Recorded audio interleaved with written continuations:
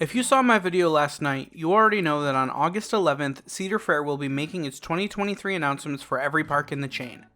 If you saw that video, you also know that I like to take a shot in the dark at what's going to happen, so let's get right into it. Here's my semi-realistic guess at what, if any, coaster will be added to each Cedar Fair park in 2023. I have broken these up into 3 tiers. Parks that I think will get nothing, parks that might get something, and parks that are in my opinion almost guaranteed to get something. Let's get the bottom tier out of the way now.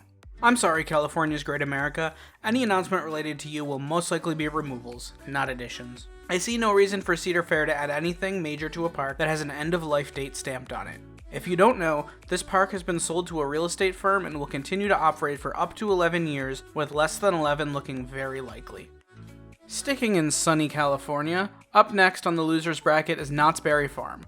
This park is currently 100% developed, and while rumors of a new coaster have been swirling for years, I personally believe that they have to announce a closure before a new opening. Other parks in the chain have announced closures, so I strongly assume we would have heard of one by now if it was happening. Maybe next year, Knott's.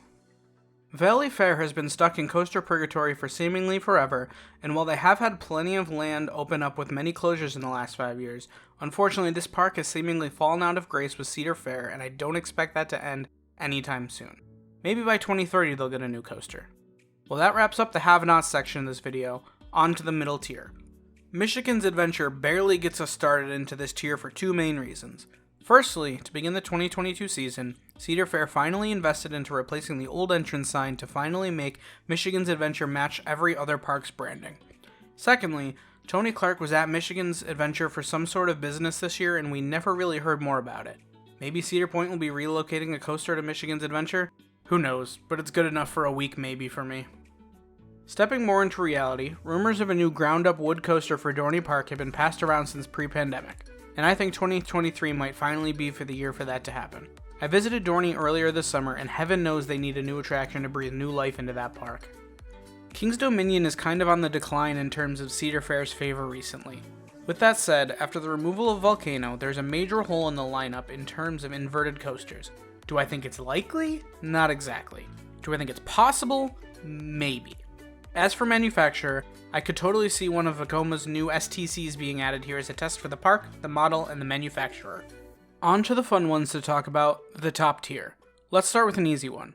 Worlds of Fun had plans leaked for a new wooden coaster mentioning Titan Track, so it looks like they will be getting an all-new GCI. They have been teasing August 11th on Twitter since before we knew that all Cedar Fair announcements would be happening that day, so this is essentially confirmed. Carowinds recently announced the closure of Plants vs. Zombies, and since they're one of the crown jewels of Cedar Fair at the moment, I have no doubt there will be something added for 2023. Whether or not it's a coaster remains to be seen, but for the sake of predictions, let's add a ground-up Woody in here to leave room for Hurler to be RMC'd in the future. Canada's Wonderland is another park that is 100% developed, however since it is often seen as a testing ground of sorts for Cedar Fair, I could see a few prototype coaster models making their appearance here. If I had to pick, I'd go S&S Access Coaster to replace Mighty Canadian Mindbuster, as having the near-miss elements with the slides and walkways would be legendary. If not this, I'd have to shoot for the moon with the first RMC T-Rex if that model isn't already cancelled. Kings Island is arguably my favorite park, and Cedar Fair might say the same. I honestly cannot see Kings Island not getting a coaster this year. They've been on a 3-year e-ticket ride schedule for over a decade, and with Vortex's plot just sitting there, I fully expect something to be built. If I had to put my money on it, I'd probably go with something made by Mock, perhaps similar to Copperhead Strike, but if I got to pick, RMC would come in and make a ground-up hyper homage to Son of Beast. This brings us to Cedar Fair's flagship park, Cedar Point. Obviously, we will be getting news about the Wicked Twister plot turning into the Grand Pavilion, and news as to the fate of Dragster, but I also predict we will see the announcement of a new coaster in the new boardwalk section of the park.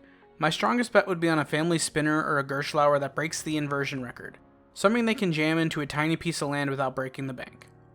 Well, that wraps up my predictions. Let's discuss them down in the comments section. I'm Josh from Station Wait. Have a great day.